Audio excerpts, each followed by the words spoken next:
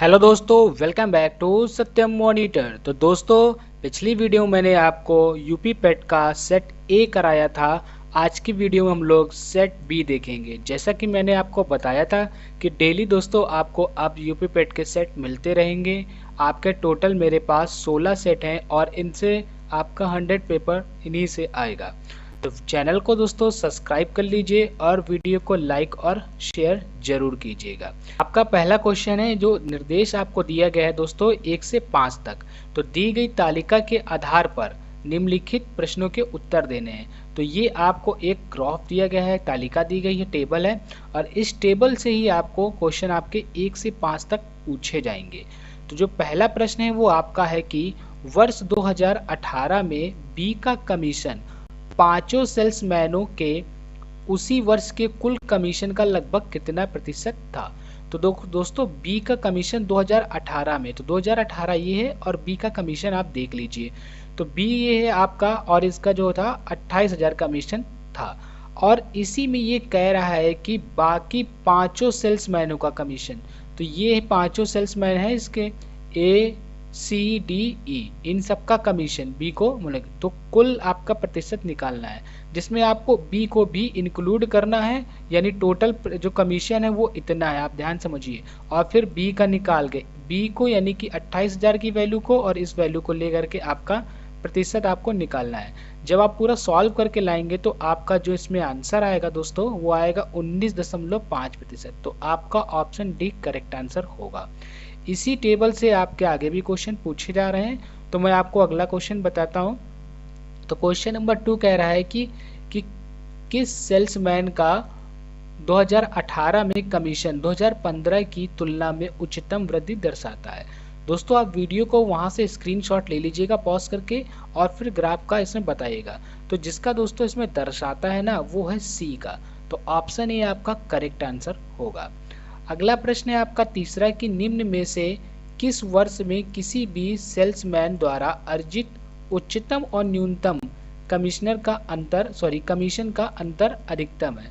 तो कमीशन का न्यूनतम अंतर अधिकतम है। तो जो आप इसको पूरा सॉल्व करेंगे, तो जब आप इस पूरे ग्राफ को देखेंगे और देखने के बाद जिसका अधिकतम और न्यूनतम था दोस्तों, तो जिस वर्ष का था तो वो वर्ष है आपका 2019। तो ऑप्शन बी आपका करेक्ट आंसर होगा। आप उसको स्क्रीनशॉट लेकर रख लीजिएगा उसका ग्राफ का, तो उससे आपको समझ में आ जाएगा।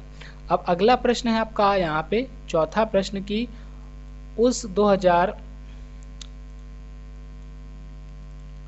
चौथा प्रश्न है आपका कि वर्ष 2019 में सेल्समैन डी द्वारा अर्जित कमीशन ए द्वारा अर्जित कमीशन का लगभग कितना प्रतिशत है। तो वर्ष 2019 में डी द्वारा अर्जित कमीशन ए का कमीशन का लगभग कितना प्रतिशत है। तो आपको यहाँ ग्राफ ये दिख रहा होगा। तो इस ग्राफ को आप जब देख के सॉल्व करेंगे तो आपका जो आंसर निकल के आएगा दोस्तों, तो वो आ जाएगा आपका, ना तो आपका 52 निकलेगा और ना ही आपका 21, ना ही 18। तो इनमें से कोई भी आपका मैच नहीं करेगा। तो ऑप्शन ए आपका दोस्तों करेक्ट आंसर होगा। अगला प्रश्न है आपका 5 कि किस वर्ष में सेल्समैन सी द्वारा अर्जित कमीशन पिछले वर्ष की तुलना में अधिकतम वृद्धि दर्शाता है। तो पिछले वर्ष की तुलना में जो अधिकतम वृद्धि दर्शाता है वो आपका वर्ष कौन सा है। तो अगर आपको आंसर पता चल जाए दोस्तों तो कमेंट जरूर किया कीजिए। तो आपका राइट आंसर होगा ऑप्शन डी 2016। आप इस ग्राफ से देख लीजिएगा 2016 और 2017। तो 17 में उसका क्या था ज्यादा और 16 में कम, इसलिए ऑप्शन डी आपका करेक्ट आंसर होगा। आगे आपको फिर से एक दोस्तों तालिका दी गई है कि 6 से 10 तक के प्रश्न, नहीं 5 प्रश्न आपके इस तालिका से पूछे गए हैं।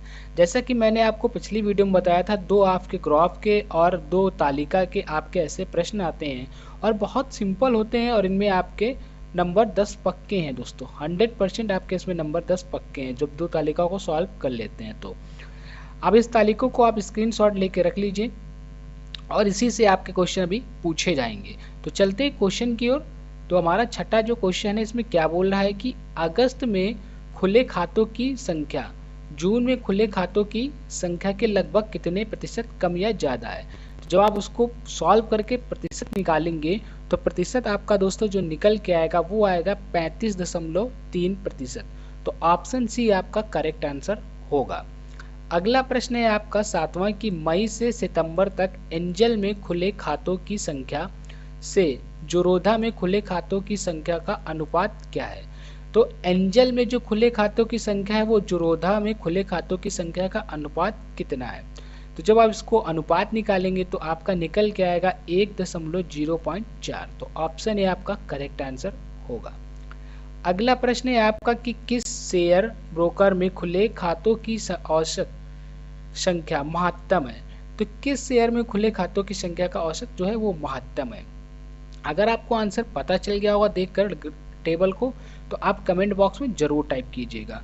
तो वो है दोस्तों ट्रेड बुल की। तो ऑप्शन बी आपका करेक्ट आंसर होगा।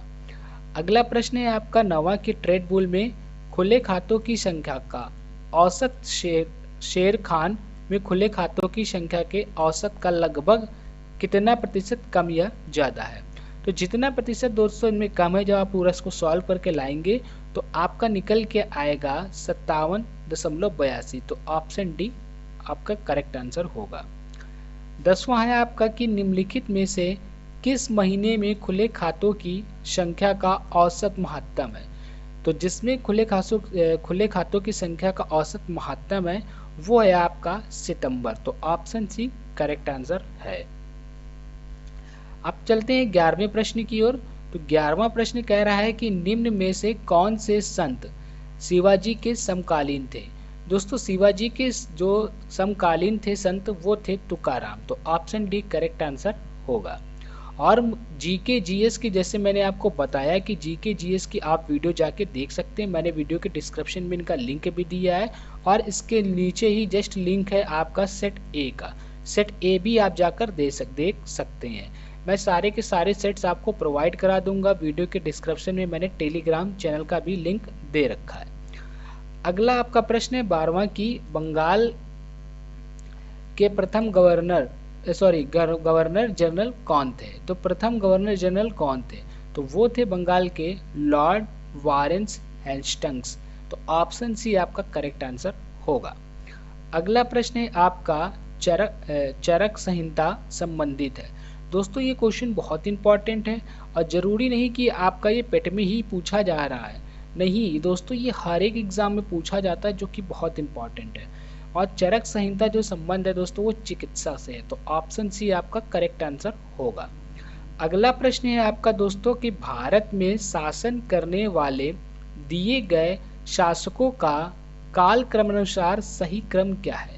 तो ये जो लोगों ने भारत में शासन किया है शेरशाह सूरी, अकबर, अलाउद्दीन खिलजी और इल्तुतमिश, तो इनका सही क्रम क्या है, यानी कि सबसे पहले किसने शासन किया उसके बाद किसने शासन किया। तो आपको ये आंसर बताना है।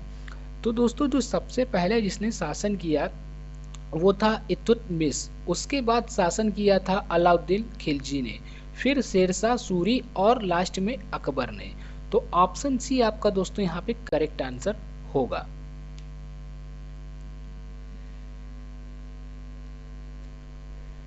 अगला प्रश्न है दोस्तों 15वां कि इनमें से किसे भारत के ग्रांड ओल्ड मैन के नाम से जाना जाता है। ये भी बहुत इंपॉर्टेंट क्वेश्चन है दोस्तों। तो ग्रांड ओल्ड मैन के नाम से जिसे जाना जाता है वो है दादा भाई नौरोजी। तो ऑप्शन डी आपका करेक्ट आंसर होगा। अगला प्रश्न है आपका 16वां कि सन 1915 से 16 में किसके नेतृत्व में 2 होम रूल लीग शुरू हुई। तो 2 होम रूल लीग जो शुरू हुई थी वो शुरू हुई थी एंटी बेसेंट और लोकमान्य तिलक के नेतृत्व में। तो ऑप्शन डी आपका करेक्ट आंसर होगा। अगला प्रश्न है 17वां कि निम्न में से कौन सा जोड़ा सही नहीं है।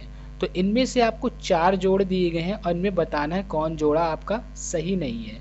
तो यहाँ पे आपका मुस्लिम युग की शुरुआत ये आपका AD 622 ये भी सही है, और संघ संवत की शुरुआत ये भी सही है, और कलिंग युद्ध ये भी सही है। लेकिन औरंगजेब की जो मृत्यु है AD 1709 ये सही नहीं है, इसलिए आपका राइट आंसर ऑप्शन ए ही होगा। अगला प्रश्न की बात करें, हमारा जो अगला प्रश्न है 18वां, तो इसका आंसर तो सभी को पता होगा। तो आप कमेंट बॉक्स में जरूर लिखिएगा कि करो या मरो का नारा किसने दिया। तो करो या मरो का नारा आप सबको पता है कि महात्मा गांधी ने दिया था, तो ऑप्शन ए आपका करेक्ट आंसर होगा। अगला प्रश्न है आपका यहाँ पे 19 नंबर की निम्न का मिलान करें। तो ये आपको मिलान दिए गए हैं, आपको यहाँ से देख लेना है दोस्तों कि किसका मिलान किससे होगा, और ऑप्शन आपको जस्ट इसके नीचे देखने को मिलेंगे। तो मैं आपको बता देता हूँ कि इनमें से किसका मिलान किससे होगा। तो ब्रह्म समाज किससे संबंधित है, इनमें से आप लोग कमेंट करके भी इनका आंसर बता सकते हैं कि ब्रह्म समाज किससे संबंधित है। तो ब्रह्म समाज संबंधित है दोस्तों राम मोहन राय से।